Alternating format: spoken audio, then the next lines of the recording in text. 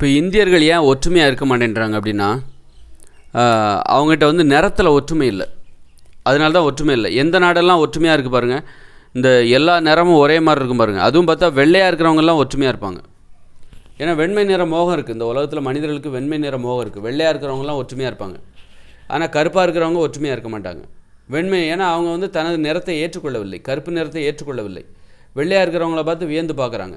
ஆனால் அப்போ வெள்ளையாக இருக்கிறவங்க அவங்க தன்னைத்தானே வியந்துக்கிறாங்க, தன்னுடைய வெண்மை நிறத்தை வியந்துக்கிறாங்க. அவங்களுக்கு என்ன பண்ணுறாங்க, கருப்பு நிறத்தை தாழ்வாக பார்க்குறாங்க.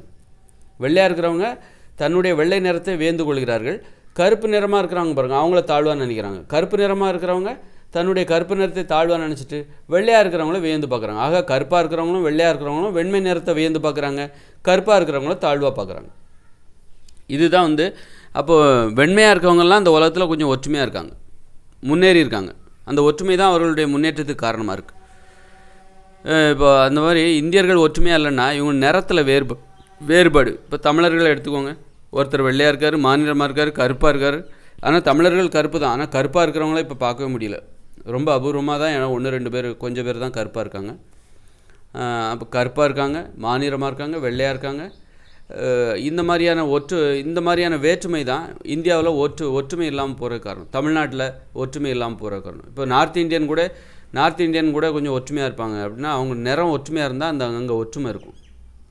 அதனால் நம்மக்கிட்ட இருக்கிற இப்போ கருப்பாக இருக்கிறது ஒரு தாழ்வு மனப்பான்மையை இந்த உலகமாக பார்க்குது. அப்போ அந்த இதை மாற்றிக்கணும்.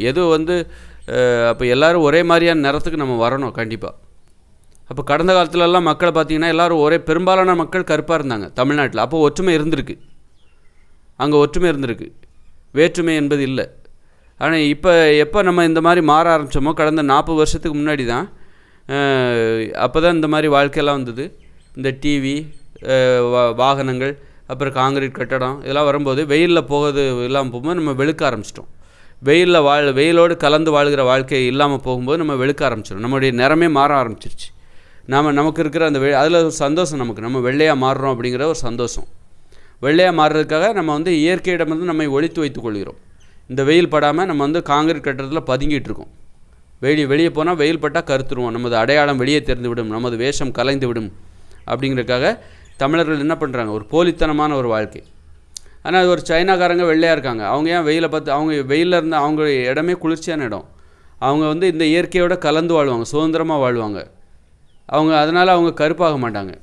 ஏன்னா அங்கே இடமே குளிர்ச்சியான இடம். ஒரு ஐரோப்பியர்கள், இங்கிலாந்துக்காரங்க சுதந்திரமாக வாழ்வாங்க, எங்கே வேணாலும் போவாங்க. அந்த வெள்ளை நிறம் கருப்பாக மாறாது. ஆனால் நாம் வந்து சுதந்திரமாக வாழ்கிறதுக்கே நம்ம பயப்படுவோம்.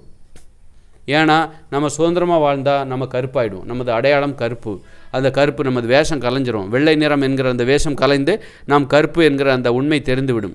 அதனால நம்ம என்ன பண்ணுறோம், வெயிலை பார்த்து பயப்படுறோம். சுதந்திரமாக வாழ்கிறதே நமக்கு பிடிக்காது. சுதந்திரமாக வாழ்கிறதே இந்த மக்களுக்கு வந்து பிடிக்காது. சுதந்திரமாக வாழ்கிறது நம்மளை வந்து கருப்பாக மாற்றிடும். கடந்த காலத்தில் பார்த்திங்கன்னா சுதந்திரமாக வாழ்ந்தாங்க, அதனால் எல்லோரும் கருப்பாக இருந்தாங்க. தமிழ்நாட்டில் பார்த்திங்கன்னு வச்சுக்கோங்களேன், கடந்த காலங்களில் எல்லாருமே கருப்பாக இருந்தாங்க.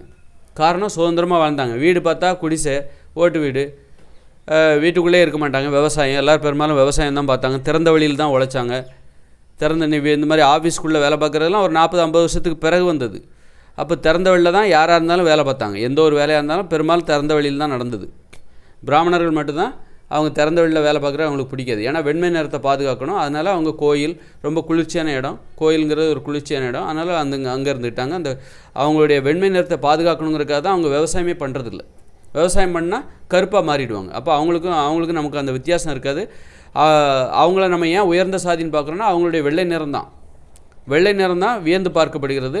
அதனால் வந்து இப்போ பிராமணர்களை நாம் ஏன் வியந்து பார்த்தாங்க அப்படின்னா, அந்த காலத்தில் அவங்க வெண்மை நிறம் தான். அவங்க நம்மளை மாதிரியே கருப்பாக இருந்தால் யாராவது அவங்கள உயர் சாதின்னு ஒத்துக்குவாங்களா? பிராமணர்கள் கருப்பாக இருக்காங்கப்பா நம்மளை மாதிரியே. அந்த காலத்தில் நாமெல்லாம் கருப்பாக தான் இருந்தோம். அப்படிங்கும்போது நானே 30 வருஷத்துக்கு முன்னாடி கருகருன்னு தான் இருந்தேன்.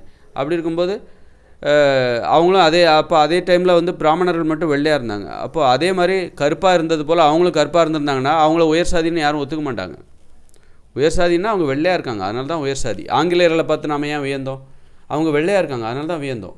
இதுவே வந்து ஆப்பிரிக்காவில் வந்து யாராவது வந்து நம்மளை அடிமைப்படுத்த முடியுமா? கருன்னு அவங்க நம்மளை வந்து அடிமைப்படுத்த முடியுமா? ஏன்னா நாங்களே கருப்பு, என்னை விட நீ கருப்பாக இருக்க, எங்களை வந்து நீ அடிமைப்படுத்துறியா அப்படின்னு நம்ம அவங்களுக்கு அடிமைப்படுத்த விட்டுருக்க மாட்டோம். அப்போ வெள்ளையாக இருக்கிறதுனால தான் நம்ம அந்த அழகில் மயங்கி வாயை பொழந்துட்டு இருந்தோம். அவங்க நம்மளை அடிமைப்படுத்திட்டு போயிட்டாங்க. வாயை திறந்த வாயை மூடுறதுக்குள்ளே 300 வருஷம் ஆயிடுச்சு. ஆங்கிலேயர் வெள்ளையாக வந்து இறங்கி வியந்து பார்த்த உடனே அவங்க அடிமைப்படுத்த ஆரம்பிச்சிட்டாங்க. ஆகா, இவன் வாயை திறந்துட்டானுங்க, இவங்க திறக்கிறத பார்த்தா வாயை மூடவே மாட்டானு போலுங்க, வெள்ளை நேரத்தை இவனை பார்த்து வியந்துட்டானுங்க, இது எந்த ஊருயா அப்படின்னு சொல்லிட்டு, எந்த ஒரு மனுஷன் இவ்வளோ வெள்ளையாக இருக்கான்னு சொல்லி இவங்க ஆச்சரியத்தில் வாயை பொழந்துட்டாங்க. இவங்க பொழத்தை பார்த்தா மூடுறதுக்கு இன்னும் 300 வருஷம் ஆகும். 300 வருஷம் கழிச்சு தான் அந்த வாயை நம்ம வந்து அப்போ கூட மூடலை, இன்னும் திறந்துக்கிட்டே தான் அவங்கள வெளியே அனுப்பிச்சிட்டோம். அவங்க மொழியில் பார்த்து வாயை பொழந்துக்கிட்டு இருக்கிறோம். ஆங்கிலம் பேசினாலாவது நம்ம வெள்ளையாயிர மாட்டோமா? அவர்களை போல் வாழ்கிற அது மாதிரி நம்ம வாழ்க்கையை சுதந்திரமாக ஏன் இல்லைன்னா, சுதந்திரமாக வாழ்ந்தால் நீ கருப்பாகிடுவப்பா. சுதந்திரம்னா என்னது? இயற்கையோடு கலந்து வாழ்கிறது தான், அதுதான் சுதந்திரம். இப்போ சீனாவில் நீ சுதந்திரமாக வாழலாம், விவசாயம் பண்ணலாம், ஆனால் நீ கருத்து போக மாட்டே. ஏன்னா அங்கே இருக்கிற சீதோஷ நிலை அப்படி குளிர்ச்சியான சீதோஷ நிலை, கடும் குளிர், அந்த மாதிரியான ஒரு நிலைமை அங்கே இருக்குது சீனா ஜப்பான்லலாம். அதனால் அவன் சுதந்திரமாக வாழ்ந்துட்டுருப்பாங்க. சுதந்திரத்தை பற்றி அவங்களுக்கு ஒரு பயம் கிடையாது. ஒரு ஐரோப்பாவா சுதந்திரமாக வாழ்வாங்க, இங்கிலாந்துக்காரங்களா சுதந்திரமாக வாழ்வாங்க. அவங்களுக்கு சுதந்திரமாக வாழ்கிறத பற்றி அவங்களுக்கு எந்த பிரச்சனையும் கிடையாது, அவங்க கருப்பாகிட மாட்டாங்க. ஆனால் நாம் சுதந்திரமாக வாழ்ந்தால் கருப்பு நம்மளை ஒட்டிக்கும். கருப்பு நம்முடைய உண்மையான நிறம் கருப்பு தான். சுதந்திரமாக வாழும்போது உனது நிறம் எதுவோ அதுதான் உனது நிறம். அப்போ இந்தியர்கள் சுதந்திரமாக வாழ்ந்தால், குறிப்பாக தமிழர்கள் சுதந்திரமாக வாழ்ந்தால் கருப்பாக மாற ஆரம்பிச்சிருவாங்க. அதனால் நான் வெள்ளையாக இருக்கணும், அதுதான் எனக்கு பெருமைங்கிறக்காக இவங்க சுதந்திரமாக வாழ்கிறதே விரும்புகிற கிடையாது. பார்த்திங்கன்னா விளையாட கூட போக மாட்டாங்க. விளையாட கூட இப்போ பார்த்தீங்கன்னா, இப்போ ஐரோப்பியர்கள்லாம் பார்த்திங்கன்னா அங்கே நிலம்லாம் தாராளமாக கிடக்கும். ஒரு சைனாவில் பார்த்திங்கன்னா விளையாட்டுக்கு அவ்வளோ முக்கியத்துவம், துருதுருன்னு இருப்பாங்க.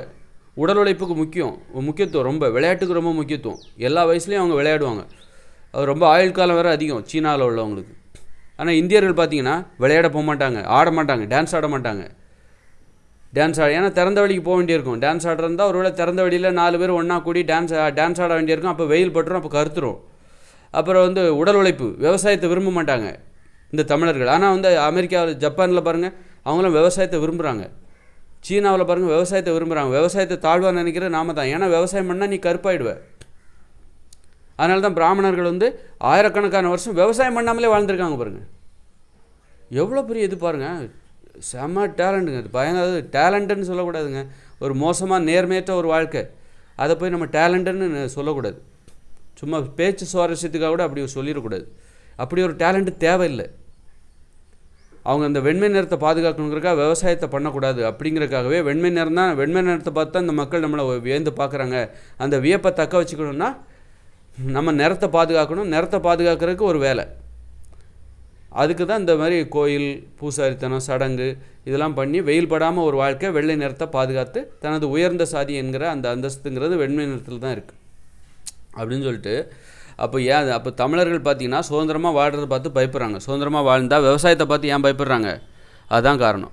ஜப்பானில் விவசாயத்தை பெருமையாக நினைக்கிறாங்க. அவங்க பார்த்திங்கன்னா அதாவது விவசாயத்தையே பார்த்திங்கன்னா நவீன முறையில் பயங்கரமாக, அதாவது டிஜிட்டல் முறையில் பண்ணிட்டு கிடக்குறாங்க. போய் பார்த்தா தெரியும். அந்த மாதிரி எந்த ஒரு நாட்டிலையும் விவசாயம் அற்புதமாக இருக்குது. நம்ம தான் விவசாயத்தை தாழ்வாக நினச்சிட்ருக்கோம். விவசாயி இல்லைன்னா நம்மளை வசனம் பேசிகிட்டு இருக்கோம். விவசாயி இல்லைன்னா நமக்கு சோத்தில் கை வைக்க முடியாது அப்படி இப்படின்னு வசனம் பேசிகிட்டு இருக்கோம். அப்படியெல்லாம் பேசி புரிய வைக்க வேண்டிய நிலைமை, விவசாயத்தோட முக்கியத்துவத்தை புரிய வைக்கணுங்கிற நிலைமை. இவங்க சாப்பிட்ற எல்லாமே விவசாய பொருள் தான். ஆனால் விவசாயம் முக்கியம்னு இவங்களுக்கு புரிய வைக்க வேண்டியிருக்கு. அது தாழ்வாக நினைக்கிறாங்க. ஏன்னா அது நீ விவசாயம் செய்ய போனால் அது வந்து என்னாகும், வெயில் படம், நீ கருத்துப்படுவ. அதனால் நீ கருப்பாவதற்கு இந்த விவசாயம் காரணமாக இருக்குது. அதனால் அந்த விவசாயத்தை நீ புறக்கணித்து விடு, யாராவது படிக்காதவங்களை வச்சு செஞ்சுக்கோ, படித்தவங்க அந்த வேலை. அந்த மாதிரி புத்திசாலித்தனமாக விவசாயம் செய்யாமல் இருக்கிற ஒரு புத்திசாலித்தனம். விளையாடாமல் கிரவுண்டில் போய் விளையாட மாட்டாங்க, கருத்துருவாங்க. அதனால் கருத்துருவாங்க அப்படிங்கிறக்கா எனக்கு விளையாட்டே தேவையில்லை, உடல் ஆரோக்கியமே எனக்கு தேவையில்லப்பா.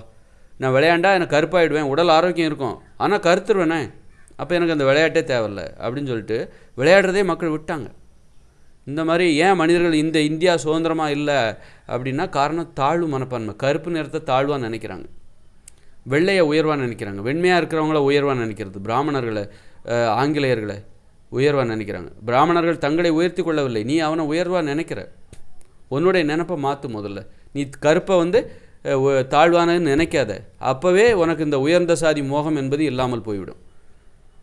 கருப்பாக இருந்தாலும் சரி, மாநிறமாக இருந்தாலும் சரி, உன்னது உயர்வே எது தீர்மானிக்கும்? உடம்பு ஆரோக்கியமாக இருக்கா, நல்ல பண்புகள் இருக்கா, நேர்மையாக இருக்கிறியா, இதுதான் ஒருவருடைய அழகு. வெள்ளையாக இருக்கிறா ஒருத்தி விபச்சாரி அப்படின்னா அவள் உயர்ந்தவளா? வெள்ளையாக இருக்கிறனால விபச்சாரி உயர்ந்தவளா ஆகிடுவாளா? நேர்மையாக இருக்கிறாங்க ஒரு பொண்ணு அப்படின்னா அவங்க வந்து கருப்பாக இருந்தால் தாழ்ந்தவங்களாகிடுவாங்க. குணம் தான் வந்து கேரக்டர் தான் வாழ்கிற முறை, அந்த பண்புகள் தான் ஒருத்தரை உயர்த்தி காட்டுமே தவிர அந்த உண்மை கூட தெரியாமல் அறியாமல் இருக்கிற மக்களாக இருக்கிறார்கள் நம் மக்கள், தமிழ் மக்கள், இந்திய மக்கள்.